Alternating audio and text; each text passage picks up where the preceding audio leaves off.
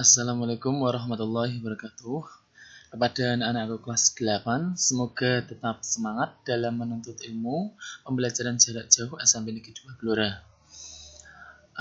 Topik kali ini yang akan kita pelajari adalah topik selanjutnya, yaitu usaha dan pesawat sederhana. Oke, langsung aja akan kita bahas satu per satu.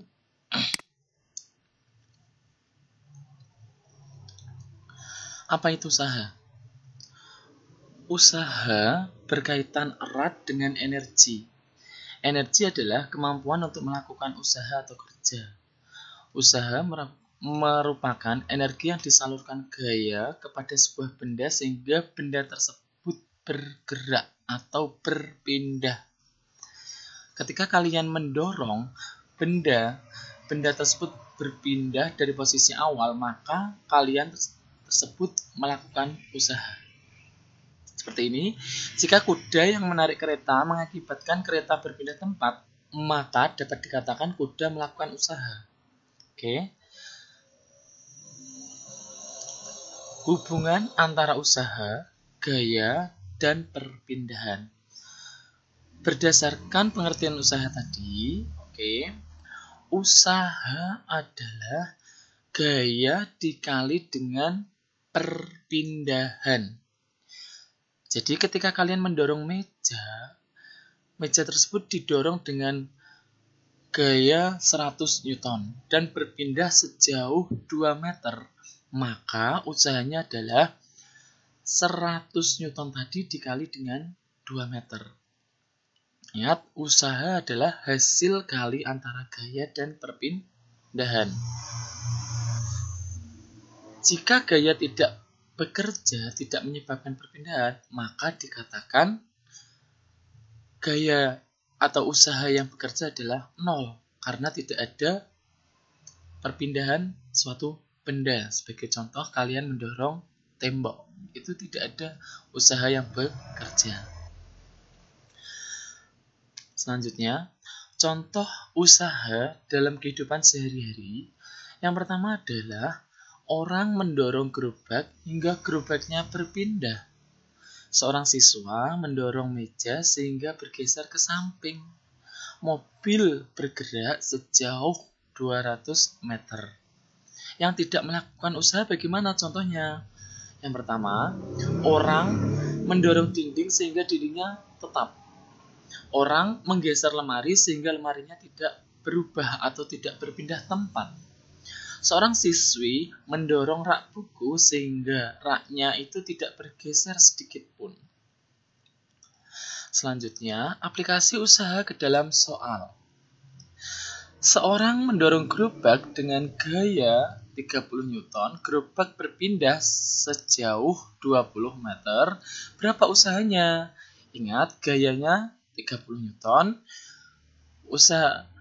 Perpindahannya adalah 20 meter. Usaha yang dilakukan berapa? Usaha adalah hasil kali antara gaya dan perpindahan, maka 30 dikali 20 adalah 600 Joule. Maka usaha yang dilakukan orang tersebut adalah 600 Joule. Soal berikutnya, ada 2 orang yang sedang mendorong mobil yang mogok.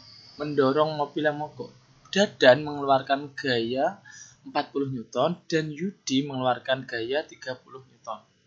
Mendorong mobil tidak mungkin berlawanan arah antara anak satu dan anak yang kedua. Otomatis searah, karena mendorong pasti arahnya sama. Setelah didorong, mobil tersebut bergerak 5 meter. Berarti melakukan usaha ya. Berapa usaha yang dilakukan Dadan dan Yudi? Gaya 1, 40 Newton. Diketahui gaya 2, 30 Newton. Perpindahannya 5 meter. Usaha yang dilakukan berapa? Karena tadi Yudi dan Dadan S1 dan S2 searah, maka 2 gayanya dijumplah.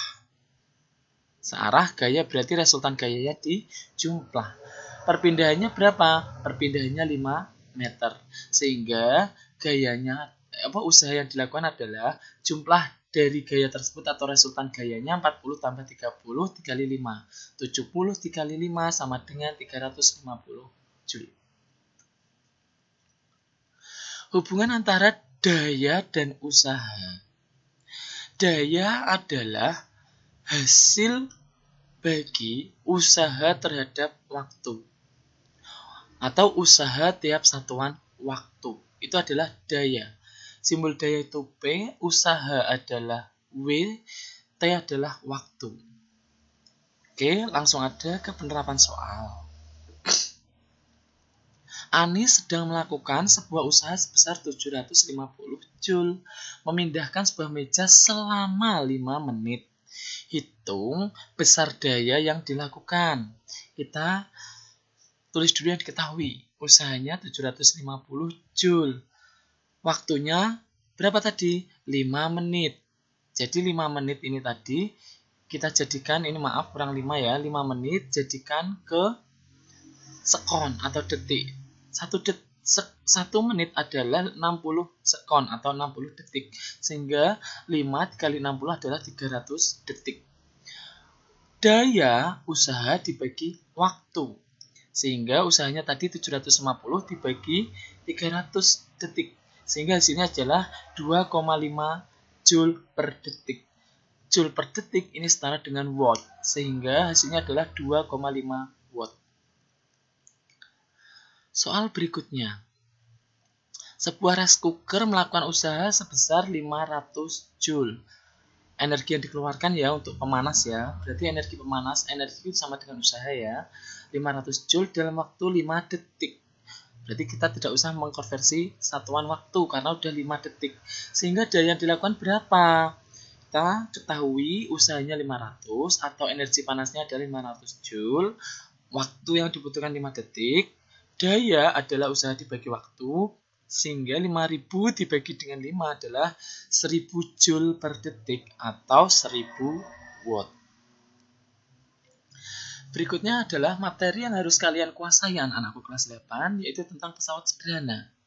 Apa itu pesawat sederhana? Pesawat sederhana adalah alat yang dapat memudahkan kita melakukan usaha dengan mengubah besar atau arah gaya. Contoh pesawat sederhana adalah pengungkit atau tuas, katrol, bidang miring, dan gear. Selanjutnya,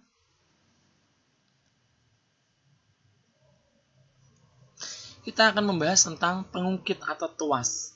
Pengungkit itu dibedakan menjadi 3 jenis. Ada tuas atau pengungkit jenis 1, ada tuas atau pengungkit jenis 2, ada tuas atau pengungkit jenis 3. Sekarang akan kita bahas dulu tuas atau pengungkit jenis 1. Dikatakan tuas atau pengungkit jenis 1 manakala titik tumpu berada di antara beban dan kuasa. Berarti titik tumpunya di tengah ya. Contoh tuas jenis 1 apa saja? Contohnya adalah pengungkit atau jungkat-jungkit yang di taman bermain ya, pemotong kuku, gunting.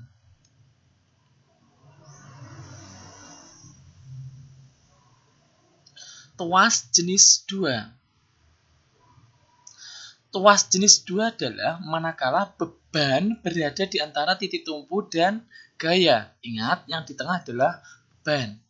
Contohnya apa? Alat gerobak dorong seperti ini, titik tumpu di sini, beban di sini, kuasa di sini, beban berada di antara kuasa dan titik tumpu. Pemotong kertas, pembuka tutup botol. Selanjutnya, tuas jenis 3. Tuas jenis 3 itu kuasa berada di antara beban dan titik tumpu. Jadi yang di tengah adalah kuasa. Contoh, penjepit roti. Ya, jadi yang di tengah adalah gayanya, yang di pinggir sini titik tumpu, yang di sini adalah bebannya. Ini cakro, oke, mengeruk sungai, pencabut jenggot, itu tuas jenis 3. Orang memancing itu juga tuas jenis 3 karena gayanya berada di tengah. Ingat, tuas jenis 3 itu kuasa berada di antara beban dan titik tumpu. Selanjutnya, secara matematis, 3 tuas bisa diimplementasikan dengan rumus ini. Ya, Lengan kuasa adalah lengan dari kuasa sampai ke titik tumpu. Lengan beban adalah lengan dari titik tumpu menuju ke beban. Ini beban V, F adalah kuasa. Rumusnya adalah atau hubungan antara F, LK, LB, W adalah F dikali LB hasilnya selalu F dikali LK hasilnya selalu sama dengan LB dikali W atau LW dikali dengan LB. Dengan keuntungan mekanisnya adalah LK per LB atau W per F. Usaha di berat benda, ini bukan usaha ya, berat benda dibagi dengan gaya. Contoh, sebuah pengungkit dengan perbandingan lengan kuasa 2:5 digunakan untuk mengangkat beban 2800 Newton. Hitunglah gaya yang diperlukan. Oke, yang diketahui LB karena perbandingan LB dan LK tadi adalah 2:5. Berarti LB-nya 2, LK-nya 5, bebannya adalah 2800. Yang ditanyakan adalah gaya dan KM, keuntungan mekanik. Kita bahas dulu yang untuk mencari gaya, berarti pakai persamaan yang ini dulu. Nah, F kali LK atau LK kali F, hasilnya selalu sama dengan V kali LB atau LB kali W. LK-nya tadi 5, F-nya yang dicari, LB-nya 2, W-nya adalah 2800. 2 kali 2800 adalah 5600, 5 kali F berarti 5F, F sama dengan 5600 dibagi 5 sehingga diperoleh 1120 Newton. Sekarang mencari KM. KM adalah LK per LB atau W per F. Maka KM-nya adalah 5 per 2. Berarti 2,5. Atau KM sama dengan 2800 dibagi 1200. Sehingga diperoleh 2,5. Soal ini tolong kalian kerjakan sebagai tugas kalian. Ya.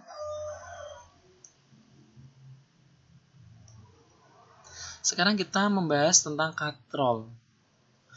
Katrol adalah roda yang kelilingnya dilalui rantai atau tali yang meringankan seseorang untuk melakukan usaha. Oke, yang pertama adalah katrol tetap, katrol tunggal bergerak, oke, katrol ganda atau sistem katrol. Katrol tetap itu seperti apa? Katrol tetap itu gambarnya seperti ini. Ya, di mana gaya yang dikeluarkan itu sama dengan beban yang diangkat. Ketika bebannya 1000 Newton, maka gayanya juga 1000 Newton. Ketika bebannya 100 Newton, maka gayanya juga 100 Newton. Beda dengan katrol bergerak.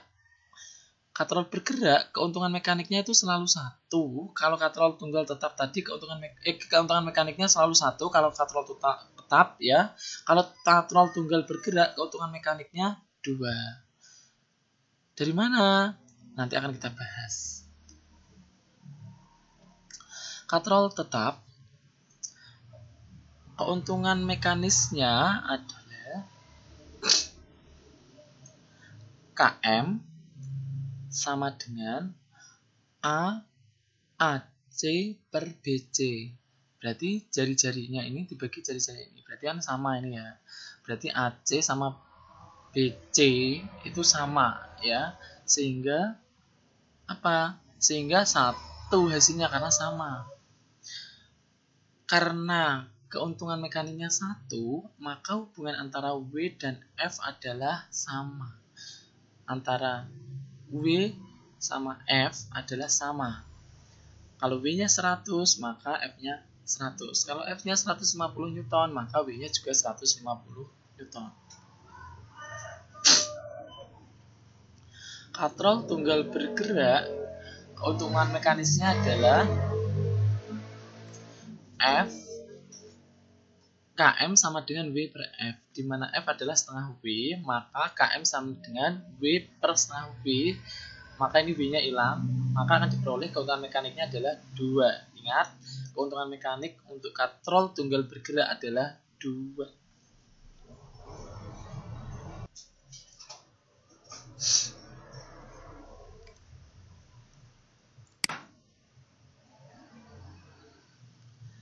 Sistem katrol atau kalau katrol tunggal katrol ganda, di sini keuntungan mekaniknya dihitung dari jumlah tali yang mengait atau jumlah katrolnya. Ya, keuntungan mekaniknya ini berapa ya, seperti gambar seperti ini. Kita hitung talinya 1, 2, 3, 4. Ya, terus jumlah katrolnya 1, 2, 3, 4. Sehingga keuntungan mekaniknya ini adalah 4. Ya. Perhatikan soal. Jika beban 18.000 Newton, berapa besar gaya minimalnya dikeluarkan dan keuntungan mekanis katrol. Ingat, keuntungan mekanis katrol kalau katrol tunggal bergerak itu adalah 2. KM-nya 2. Ingat, KM 2 ya, berarti saya ganti 2. W per F. KM itu rumusnya tadi adalah W per F. Beban dibagi dengan gaya.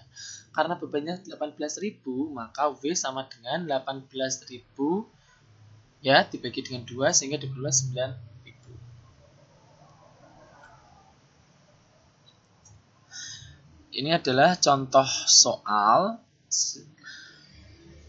untuk kalian kerjakan, jadikan PR ya di rumah. Pertemuan berikutnya akan dibahas Pak Alif.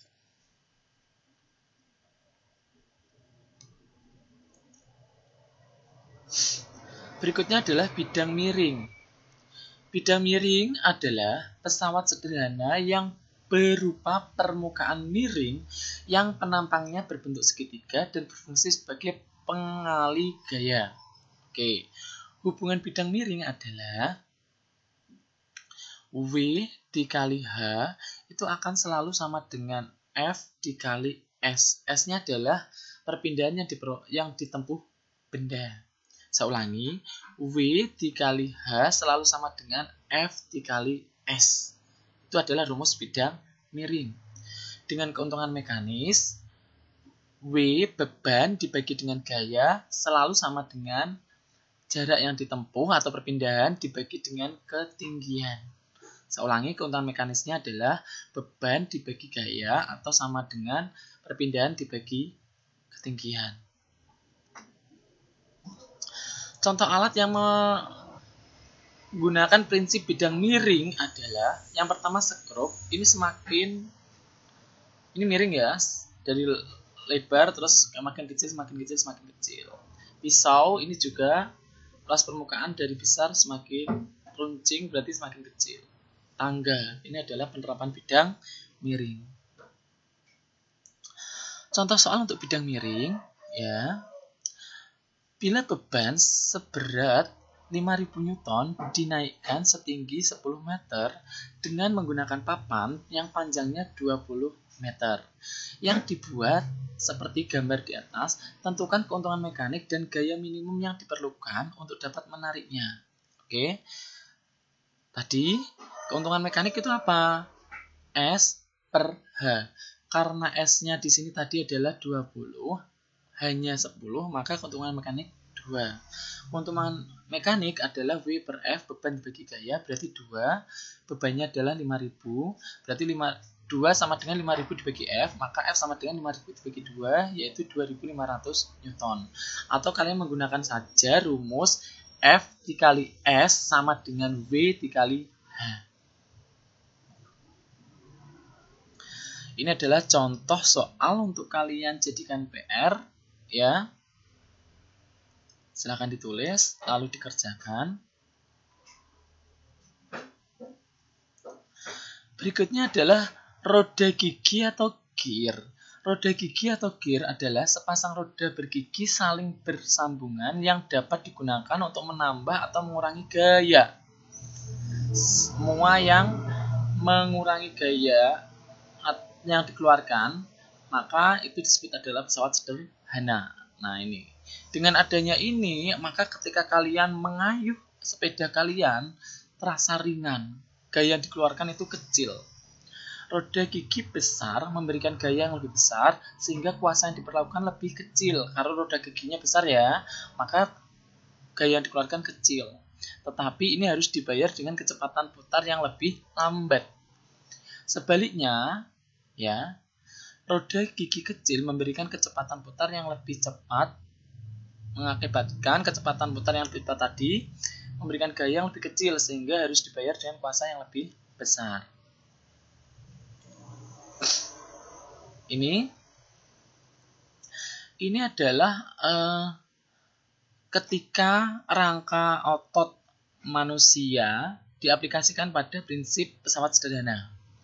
Ini hubungannya dengan pengungkit atau tuas. Oke. Posisi seseorang ini memegang raket, posisinya seperti ini ya. Ini yang termasuk pengungkit jenis 1, titik tumpu berada di antara kuasa dan bebal. Hal ini ketika pemain tenis atau badminton menggunakan otot leher, dia menengadah kepalanya. Berarti posisi menengadah kepalanya ini adalah tuas jenis 1. Ya, berarti lehernya sebagai titik tumpunya. Titik tumpu berada di antara apa? Gaya dan beban. Bebannya ini kepala, gayanya adalah tangan ini. Ya. Untuk pengungkit jenis 2-nya atau tuas, beban berada di antara titik tumpu dan kuasa. Kondisi ini terjadi ketika otot betis pemain tenis mengangkat beban tubuhnya dengan bertumpu pada jari kaki. Berarti ini sebagai titik tumpu. Yang di tengah adalah apa? Kuasanya, berarti betisnya. Ya. Beban berada di antara titik tumpu dan kuasa. Kuasanya kan ini, berarti ini sebagai apa? Sebagai yang di tengah adalah apanya tadi? Bebannya. Sedangkan ini adalah titik tumpu. Ingat, tuas jenis 2 beban berada di antara gaya dan titik tumpu. Ini gayanya nak, kuasanya. Ini beban, ini adalah titik tumpu. Pengungkit jenis 3, kuasa terletak di antara titik tumpu dan beban. Ini kuasanya. Ya. Kondisi ini terjadi ketika pemain tenis menegangkan otot lengan dan bahu. Ya, ini otot lengan dan bahunya. Oke. Demikianlah pembelajaran usaha dan pesawat sederhana. Semoga apa yang disampaikan Pak Alif bermanfaat untuk kalian. Dari kalian belum mengerti menjadi mengerti, dari kalian yang belum tahu menjadi tahu. Semoga apa yang saya sampaikan adalah ilmu yang bermanfaat buat kalian kelak ke jenjang yang lebih tinggi. Saya akhiri sekian dulu. Wassalamualaikum warahmatullahi wabarakatuh.